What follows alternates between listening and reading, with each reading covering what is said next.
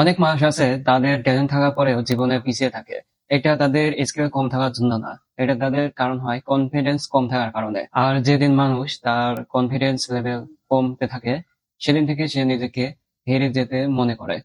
Self confidence মানে এটা না যে তুমি ফেল হবে না। সেলফ কনফিডেন্স মানে ফেল হওয়ার পরেও নিজেকে বলা, আমি আবার চেষ্টা করবো।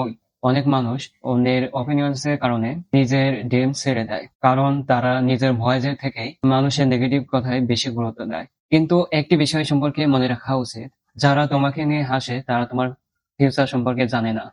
আমি আজ সেলফ ইমপ্রুভমেন্ট চ্যালেঞ্জ অর্থাৎ পজিটিভ থিঙ্কিং এর আজ 4 ডে তে রেখেছি কনফিডেন্স।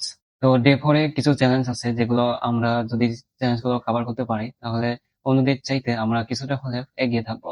1 নম্বর, আয়নার সামনে 1 মিনিট হলেও দাঁড়িয়ে নিজের সাথে কথা বলো।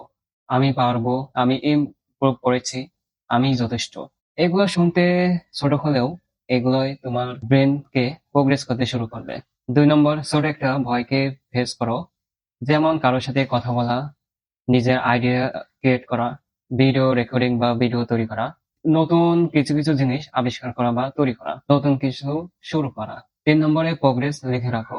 তুমি এখনো অনেক দূরে যাওনি, যেমন ঠিক তেমনি তুমি আগের জায়গাতেও নেই। মনে রেখো, একটি গাছ একদিনেই বড় হয় না, ধীরে ধীরে রুট স্ট্রং হয়, তারপর একদিন সবাই তার ছায়ায় দাঁড়ায়। তুমিও এখন গ্রোথ প্রোগ্রেসে আছো, নিজেকে ছোট মনে করা বন্ধ করো। আজ চ্যালেঞ্জ শেষে কমেন্টে লেখো, আই বিলিভ ইন মাইসেলফ।